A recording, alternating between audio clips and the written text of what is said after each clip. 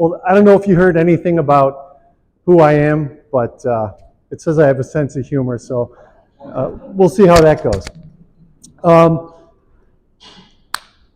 Yeah, there's no, well, I guess the first show of hands, who works solely with Tier 1 as a Tier 1 provider?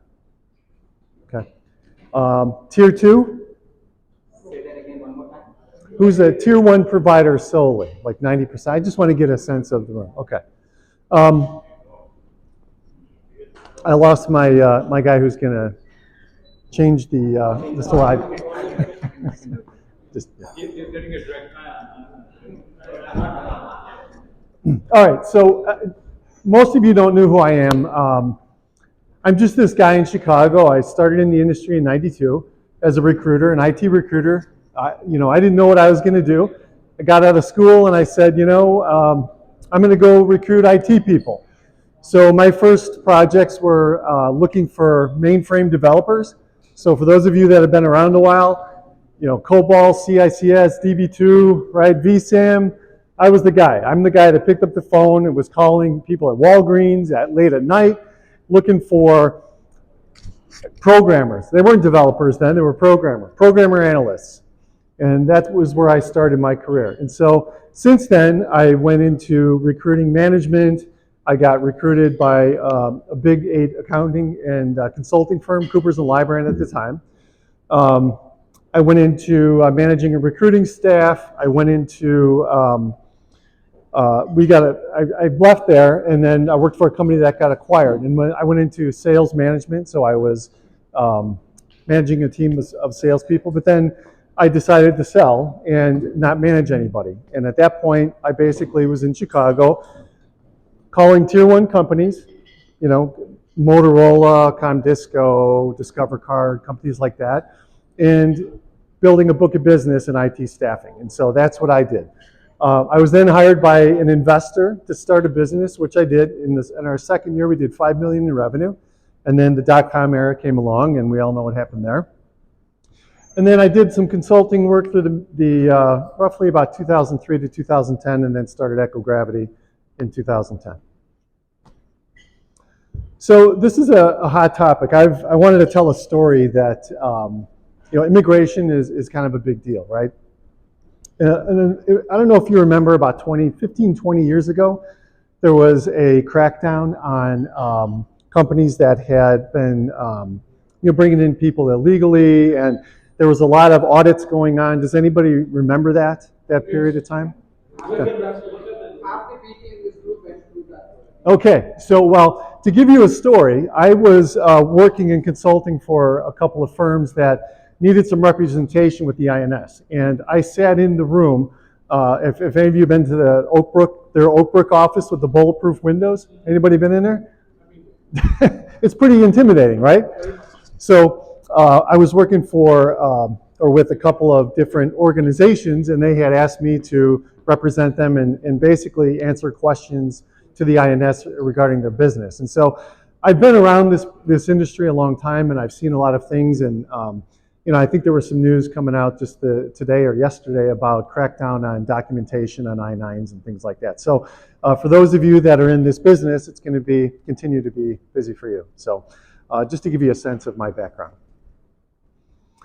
So, we talk about this Tier 1 thing, but in most of the businesses that I've seen, like yours, are like this, right? You have your company, you're selling to the Accentures, the tech systems, the system integrators, and then, that's 80 to 90% of your business. And I don't have all the answers, but I'm going to give you what I think I've seen out there for companies that do this and do it well, and what I've learned in my experiences. Could you change it?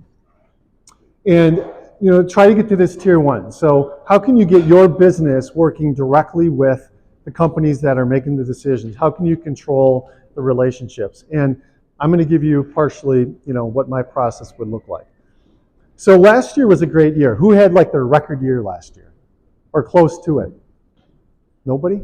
2022? Nobody wants that. Come on.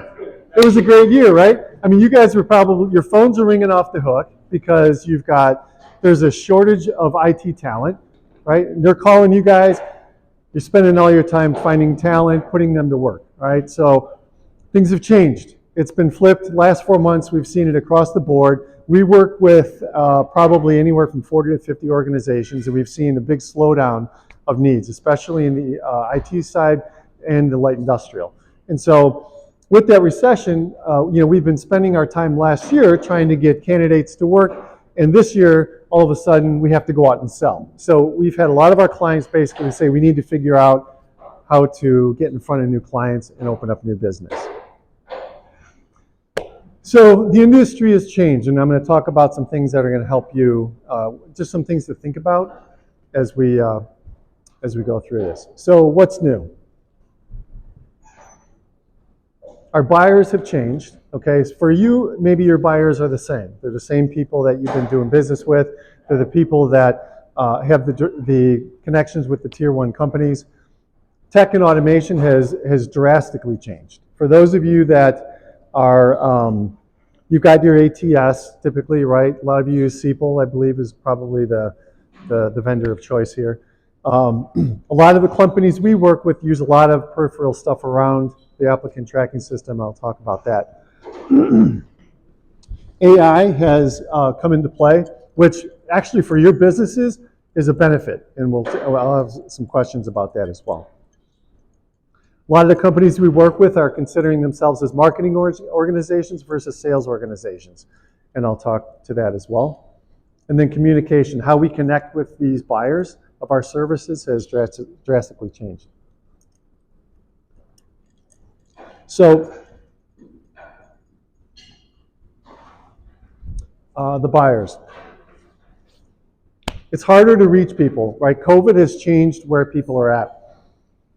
A lot of people are working remotely. Location of the people that make the decisions are harder to reach.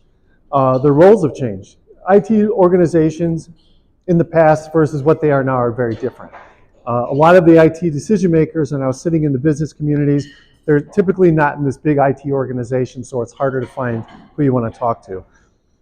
And then the lifestyles. So when we think about what happened through COVID, a lot of companies spent their energy on building culture and putting people in a place of comfort and feeling great. And there's a lot of feelings. Everybody talked about feelings. So lifestyle, people are working at all different hours, and it's really hard to connect with people because they're doing all different things at different times.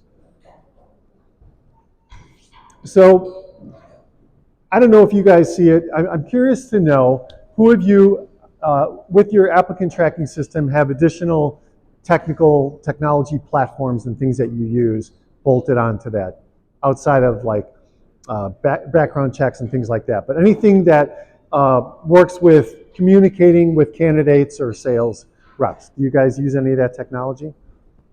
A little bit over here. So, yeah, texting platforms. So we're seeing a lot of movement in, does anybody in here use Bullhorn? Probably not, no? Bullhorn, it's an applicant tracking. Are you guys familiar with it? Have you heard of it? Okay, they're kind of the elephant in the room, right? So do any of you use a product called Sense? No, okay. So with tech and automation, what's happening is companies are using technology to automate a lot of all of the administrative tasks around candidate acquisition and onboarding. And so basically your recruiters are spending less time on the activities that are not candidate facing. And so we've done a lot, I personally have done a lot of work in mapping out the process from candidate acquisition to start and taking out the pieces that are either mundane, administrative tasks, things like that, and utilizing technology to automate those. And what it does is it makes your recruiters more productive. It lets them have more starts. It keeps them focused purely on candidate acquisition. And the same goes for the sales side. So there's a lot of, I'm going to the Bullhorn Engage conference next 2 weeks from now. And it's all about their technology partners. When you think about Salesforce and what they did with the Force application a few years ago, it's more like 10 years ago, they opened it up and brought in a lot of partners to do a lot of things with the platform. And you look at what staffing's like 10 years behind what software platforms are. And so we're seeing a lot of this come out right now, and it's really changing the way the industry works. Who can catch anybody on the phone these days? I don't even answer my phone. I don't know about you guys. Unless it's somebody I know or a phone number that says, that doesn't say spam or whatever, right? We don't answer our phones anymore. So getting to these buyers is nearly impossible. And even email marketing years ago, that was the thing, right? It was, how do we get to people? And email became big, and then it seemed like it died for a little while. And now it's picked up because we feel like this is the only way that we can reach our buyers. But the problem is, I don't know about you guys, but 90% of what I get is junk. Or it's people spamming me or whatever. So I'm just like delete, delete, delete all day. And so that's even making it difficult. Text messaging is the way to get to them, but I'm not gonna text you unless I've had that relationship one-on-one with you. So that makes it even more difficult. And social, I think, is making a rise. We think about, LinkedIn is a good platform to connect and know who you're talking to. And there's other platforms out there, but that's really the primary place to go. And at least put your brand out there so people can know who you are. I don't know if you guys have used this before, but there's a video chat platform within LinkedIn. I was talking with somebody online one time, and I'm like, hey, there's a video thing there, and we connected to video right away. And so that's a platform that can be used. But even then, it's just becoming a much more difficult task to reach the buyers. So I talked about this last time. Brand awareness is big, brand trust is big.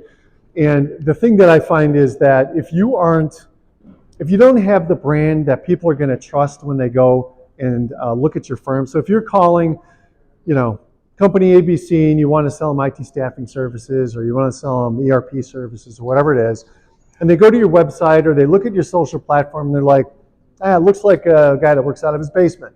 Well, in that case, you're probably not going to have brand trust. And so a lot of the opportunities that you think you might be able to get, you aren't going to get, because as soon as the buyer sees, that they can't trust your brand, or they don't realize that you're a firm that they can trust, it's not going to work. So, and also what we see is, we work with a lot of companies that are in between that, like 10 and 100 million in revenue. A lot of the firms that are in like call it 10 to 50 million are purposing themselves as a marketing organization. In the past, a lot of the IT staffing companies are sales driven. You get a big sales force, you get them out there hunting, but there's a balance now of how do you get your brand out there, how do you communicate through automation, how do you get in front of the buyers that are looking for the IT talent, how do you use technology to understand who's got the openings and how you can potentially compete for those or get on a vendor list, things like that. So we're seeing a movement where firms like yours are trying to be more of a marketing firm versus a sales-driven firm, and it makes a difference. Who uses ChatGPT? Okay. I highly recommend it. I think it's a game changer for your businesses. What's that? Oh, got it. Any type of AI, right?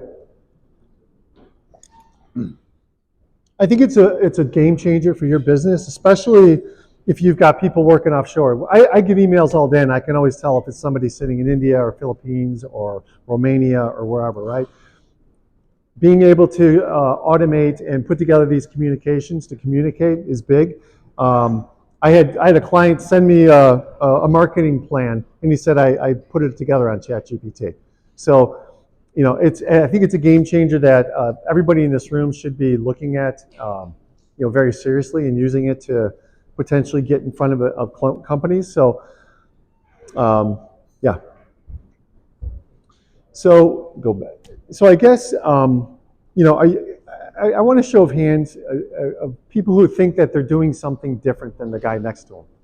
Does anybody really believe that, hey, I've got a unique value proposition, I'm doing something that is so different that I can get in front of big companies in Chicago and they're going to buy what I'm selling?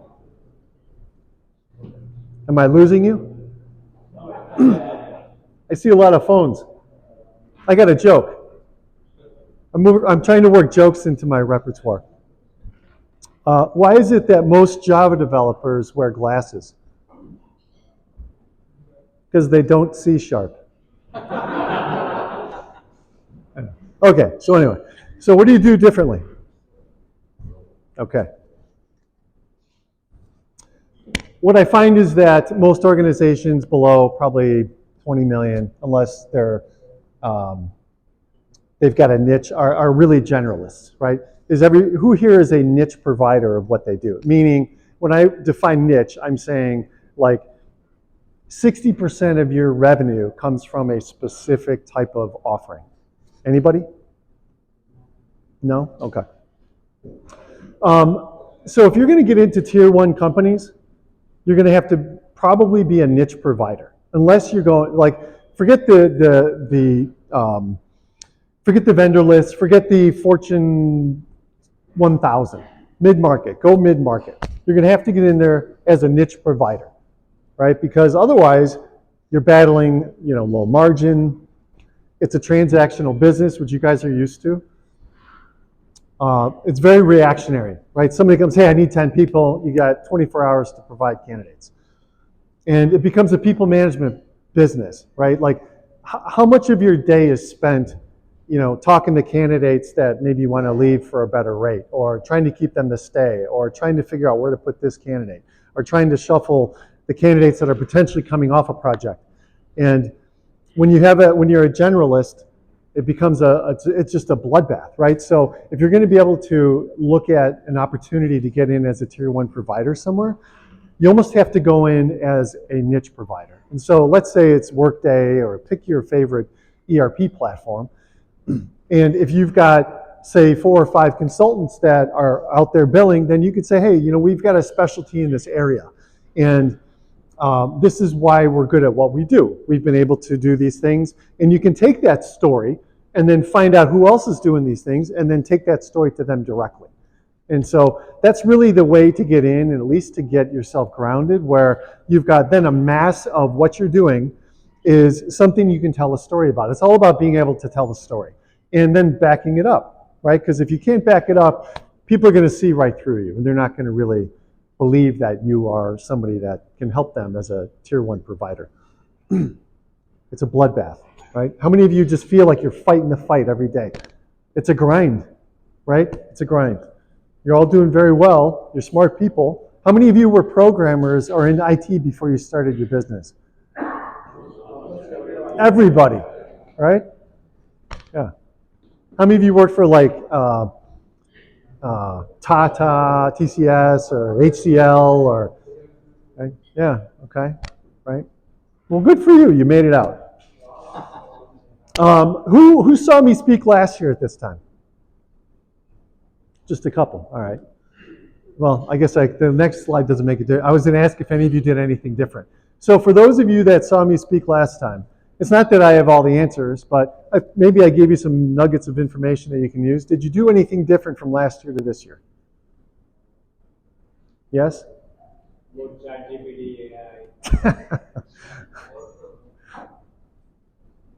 All right. Can you give an example when you say, what do you mean by that? Give us, we all do the same thing. Yeah. Did you do anything different in the last 12 months since he came? He was here last year. So he's asking, did you do anything different from last year? Yeah, but you're asking about, right, how do you differentiate? Well, you guys are all different people. We're all different people, right? So it's about building your brand and your story of who you are. It's about the services you provide, how you position yourself, what you look like on social media. I've been to a few LinkedIn pages of companies that are represented here, and there's like no posts, there's no updates. I don't know the identity of a lot of your businesses. And so if I'm a director of IT sitting at some Fortune 5,000 company in Bolingbrook, and I look on there, I'm like, I don't know. Do these guys really know? Right. I don't know. I don't know what they do. They just want to shop bodies to me, right? So, and maybe that serves the purpose. But to be a partner, I got to feel like I'm getting something of value and there's something different. Anybody know what the definition of insanity is? Right? The legal guy, the immigration guy knows. It's to do basically the same thing over and over and expect different results. Right? And so when I had that slide up there about the INS and immigration, it's the same thing. It's 20 years later, we're doing the same thing. You guys do the same thing, right? Has it changed much? Right? It feels the same, right? Like you guys have been doing really well for years because nothing has changed. And so, if one thing when you guys leave this room tonight is do something different to get to that tier 1.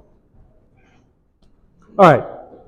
Here's where I get into the meat of what it takes. I can't, again, these aren't all the answers, and it's a lot of work, right? Does anybody here want to, maybe I'm just talking to an audience that really doesn't want to.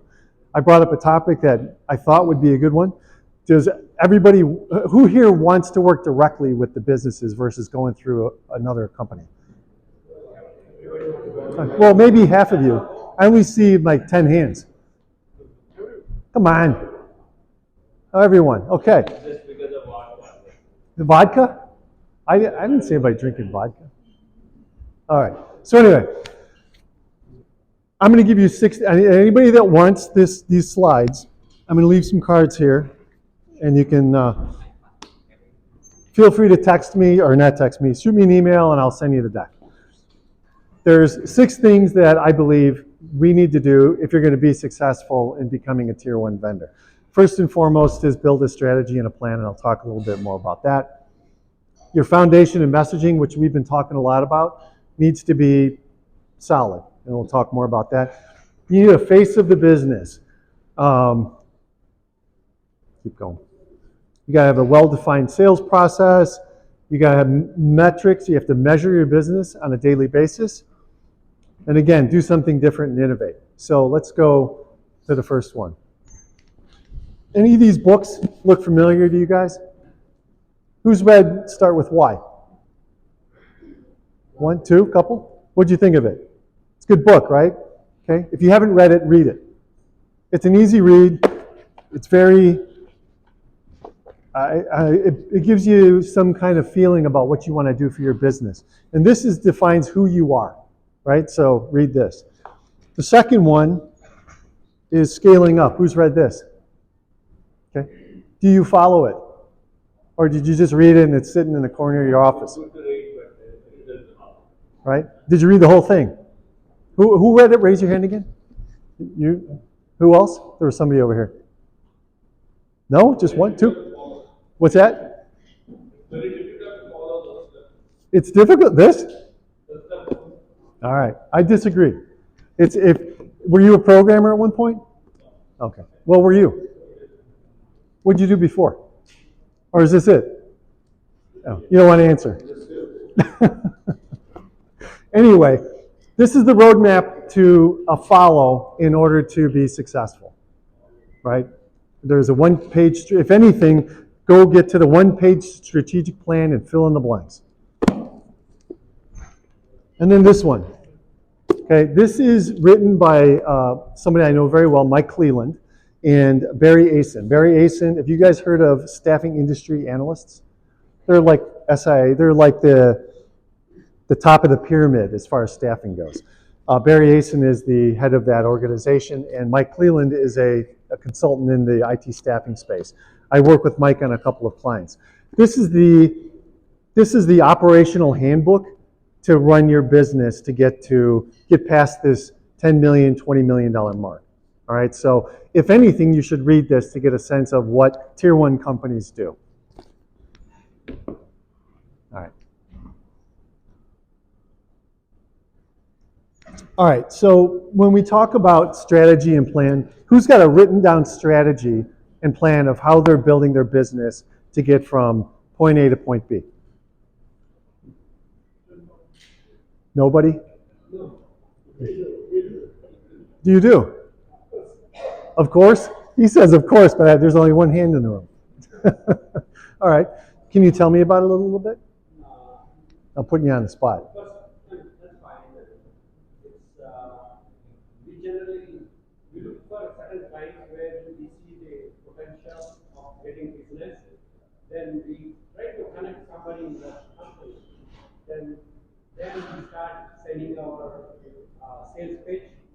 Then we have a pre-sales team to connect with the experience. Then once they arrange the meeting, once they are successful, then they arrange a meeting with us.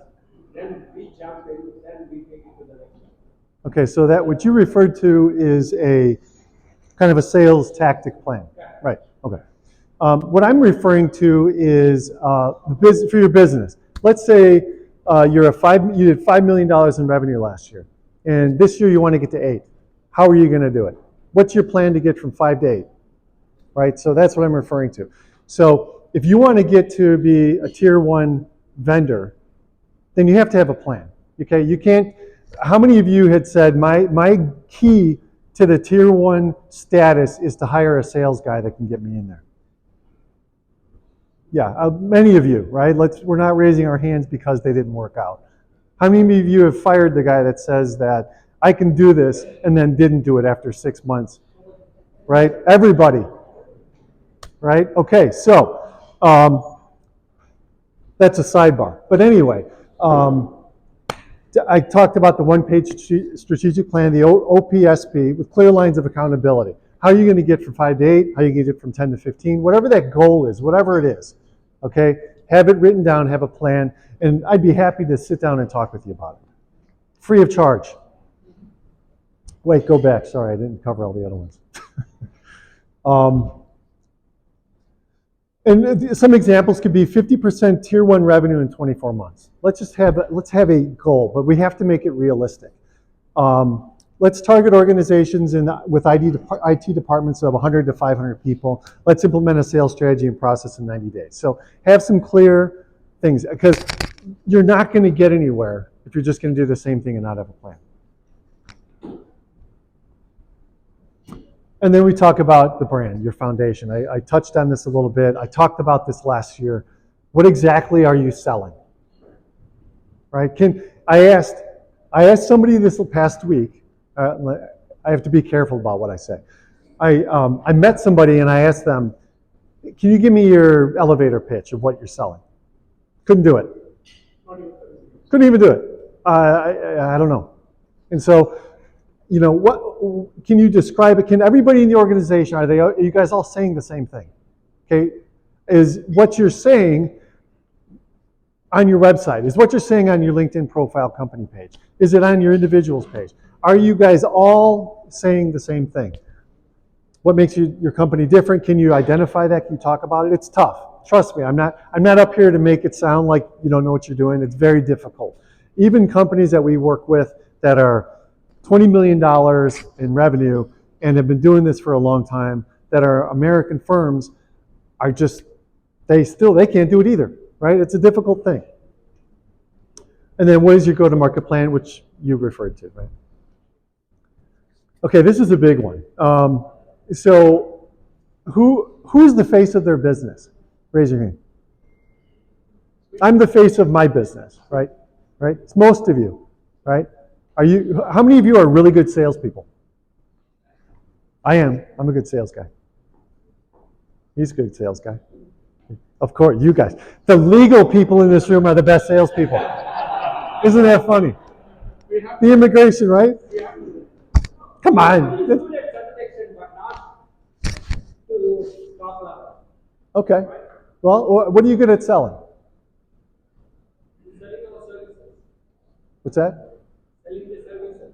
Okay. What is sales mean for exactly different? The point is this, right? When you talk about the face of the business, so I think if we're talking about getting to tier 1 status, all right, somebody has to take you there, whoever that's either you or it's somebody else. And so you have to identify who that person's going to be that is going to be front-facing for your organization. And so if that person needs to be somebody who can sell. And if you can't sell, then you have to find somebody who can, right? That's the point I'm trying to make here. And the things that I look for is, can that person develop deep relationships? Are they capable of building the rapport and understanding many different types of people and be able to sit at the table and really understand who they're talking to and identify with those people. And because a lot of times people want to do business with people they like, right? And so if you're the face of the business, you're not a good salesperson, you're by trade a developer or in IT, that's really not your niche, right? You're a process probably driven person, you're very good with the numbers and the technology, but if you want to get there, you got to get out of the way. Can you lead by example? Are you willing to do whatever it takes? And do you have a personal brand? How many of you have a personal brand? I can go out on LinkedIn and say, wow, okay, that guy, that woman has got it, right? Here we go again. The immigration folks. What I would do is I'd hire one of them to be your sales rep. Okay. So the face of the business, how many of this is you? Here's you in your basement, working away, going to lunch at 2 o'clock, coming to an ITServe meeting at 6, working Accenture and Deloitte Rex. Here's your recruiter sitting in their basement, and you're just pumping away, throwing bodies around. How many is this? How many people is this? Who is this? No? Nobody? Okay. I misrepresented it. No, I think they're looking at it. Nobody's working on Accenture and they're like, Okay, sorry. Let's cover Deloitte and Accenture and put your favorite system integrator. All right, so our tech system. The point is, if the face of the business can't be here, the face of the business can't be here. It's got to be out, right? And if you're going to get to tier 1, you need that.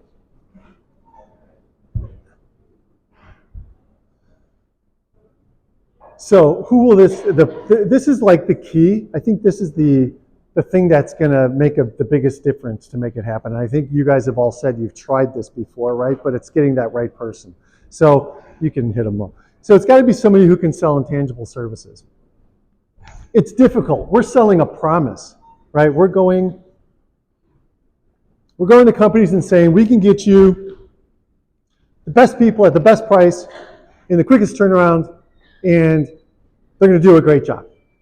And they got to believe you, and they don't know until they get a person in. So they have to be someone who can sell that intangible. They have to have a large network, a real network. Before you hire anybody, I'd recommend you check their Facebook profile. See how many friends they have. If they have 50 or 80 friends, they're not the right person. They've got 1,000 friends and real connections with people, maybe. Then you look on their LinkedIn network. Are they connected to 5,000 people? Maybe. But do they have endorsements? Anybody can get connections, right? Building a connection on LinkedIn is not difficult. But do they have endorsements? Are people saying things about them? Are they out there in the community? Are they doing things with other people? Are they showing pictures of them engaged with other people? Right? That's a big difference. I already talked about Facebook friends. They have burning desire to succeed. A lot of people say, oh yeah, money hungry. Check their W-2s. I don't know if you can do that anymore. Can you legally do that? no, not in Illinois. No? Okay. Not in Illinois, many other states. Salespeople. I used to do that. That's the thing right there. I used to ask them, so you've sold all this stuff. Can we reconcile it with the W-2? And then when you don't hear back from them, you know they're lying. Take them out to drinks. The best way to find out if somebody can get it socially and work with clients is put like 3 drinks in them and then see what happens. Right? Get them like hard drinks, not beer or anything, but like some scotch. And see what happens. Again, relating to all types of people, they have to have a reason to earn. That's a big one, right? Like if somebody's about to retire and they just need some extra income, that's the wrong person. If there's somebody who's got 3 kids and they got they're right in that sweet zone where they're like, hey, I need money. I got to earn. I got to make sure my family's set. That's the right person. High attention to detail. A lot of salespeople don't have attention to detail. A lot of them don't. And they want to listen more than they talk. If they're out there talking and talking and talking, they're probably a bad salesperson. But if they're asking a lot of really good questions, you ever hear that you have 2 ears and 1 mouth for a reason? You got to listen twice as much as you talk. The best salespeople I've been around are the ones that ask the best questions.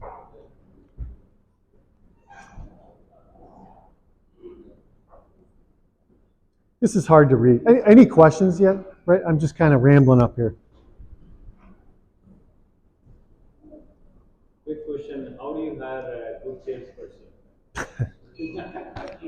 That's the big question. How do you hire them? Well, you have to vet them out. You spend, like I said, you spend time with them. You go out to lunch with them. You have drinks with them. You get to, you know, it's hard. You find the face of the business. Find somebody who's going to run your business for you. What would you rather step aside and let someone else do it and double your business, or be the face of the business and make sure someone's, you know, I mean, there's that's a loaded question. So the other thing too is, if you want to get into tier one businesses or as a tier one provider, you have to have a well-defined sales process. How many of you have a well-defined sales process? This gentleman here talked a little bit about what you do, but I actually just put this together with a client about 3 weeks ago. I asked them a lot of questions on what they do and how they document their process, where their leads come. And this one's a simplified process, but what we did is we identified an area of automation where we can reach out to companies and people and try to get them to respond. But the idea is we're following a process. And when you follow a process, you have the ability to measure and determine what's working and what's not, which is a big part of the next piece. Well, not yet.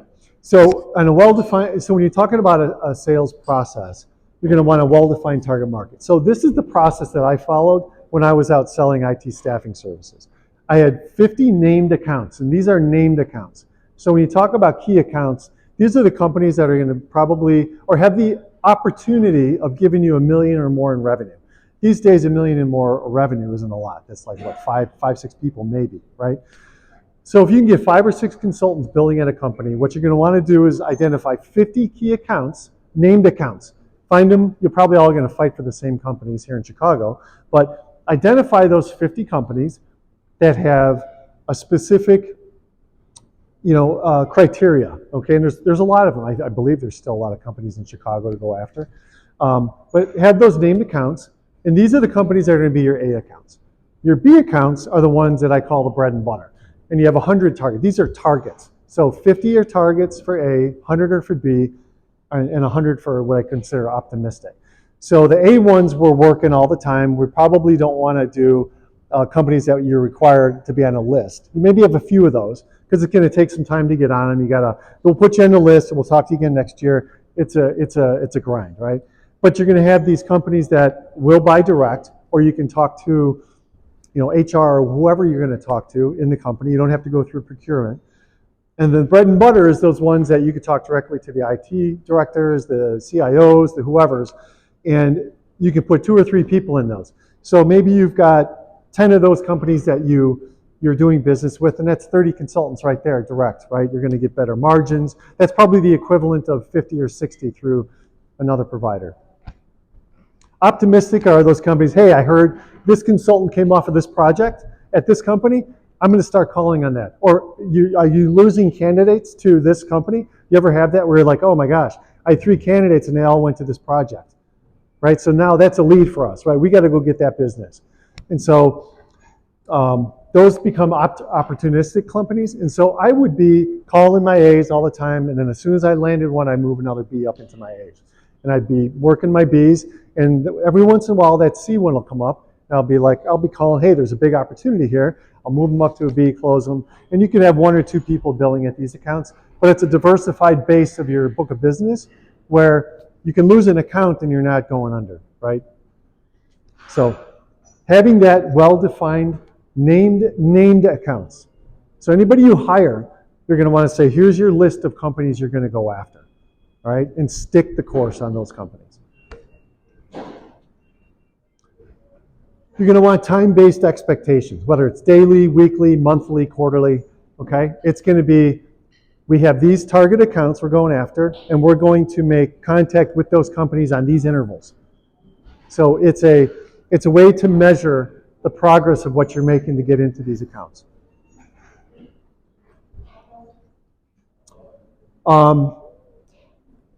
So a lot of you use SQL or some other form of ATS. How many of you use it for Salesforce automation? A lot of people don't that I've seen, right? You do, okay. But do you have a funnel? Do any of you have a funnel that you can look at that says, here's the people we're prospecting, here's the people that are in the discovery call phase, here's the companies that we've had assigned MSA, here's the companies that we're doing business with, we have full requirements from, and so on and so on. Do you have a funnel where you can see this visually, right? If you do, excellent. You're going to want something that has email integration with it. You're going to want to have something that has automation. So when I talked about Sense, that's kind of one of the leading products out there. It's a very expensive tool, but it basically does a lot with candidate engagement, client engagement, things like that. But having that automation is a big deal. And then obviously analytics, poll analytics. Are calls being made? Are contacts being made? Do you have large account plans? That's really not here, but that's in the ABCs. Have a plan to get into these accounts. If you have a plan, you probably can break those accounts. When I was selling, I would say, I'm going to get into SPS Payment Systems. Does anybody remember that company? It was SPS Payment System. That was an offshoot of Discover Card, right? Yeah, years ago, right? That was one of my best clients because I found out that one of the guys I played volleyball with was the VP of applications there. But I said, I'm going to get into that account. I don't care what it takes. You just keep at it. You keep at it. And eventually you get there. And analytics will help you do that. Next, please.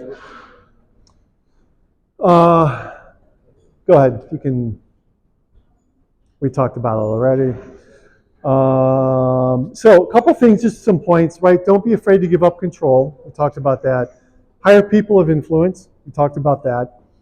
Provide paths for growth. So it wouldn't hurt. So what gave me an opportunity when I ran a business in '99 is an investor found me. And I was selling. I was doing really well. I was golfing 3 times a week. I was going to shows and lunches and dinners and just living it up. And I got a phone call and he's like, I want you to run a business for me. And he gave me a path to do that. And so if you're going to hire somebody, give them a path. Give them a path to succeed.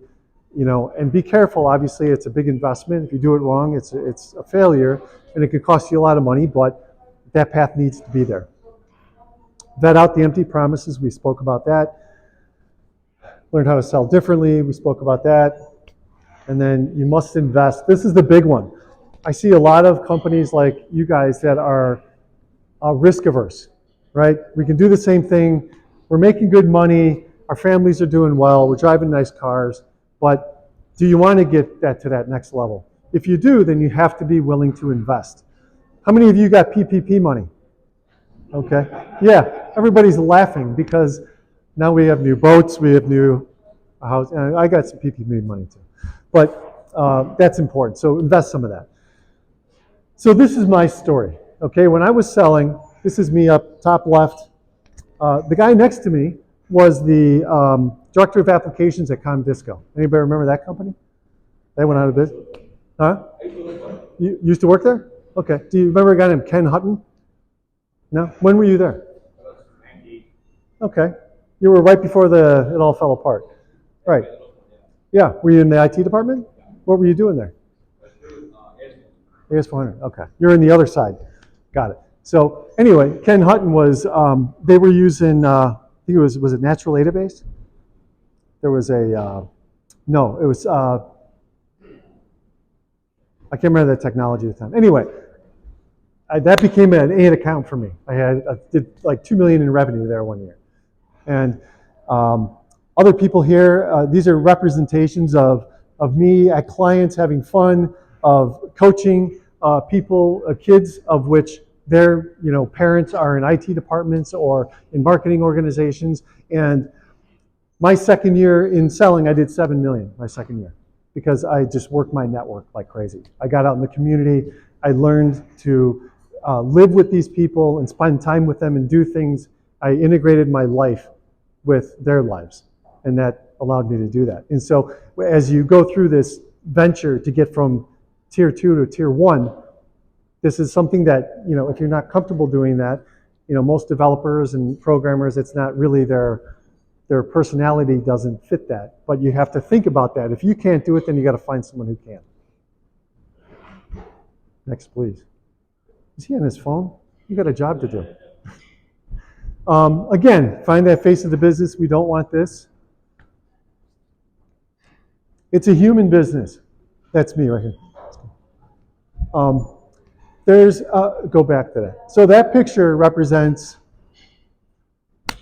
thousands, hundreds of thousands of dollars of revenue to me from just people that I know and work in my network, and then people that became really good friends with me. That's at a college. We, as adults, went to homecoming and acted like fools. Anyway, everybody's always looking to do shortcuts. The only way to achieve greatness is to have patience, consistency, and discipline. And I find that a lot of people don't have the patience and discipline. And so, yeah, it's a good one. And I'm Kevin, so take a card. If you want a deck, be happy to talk with you.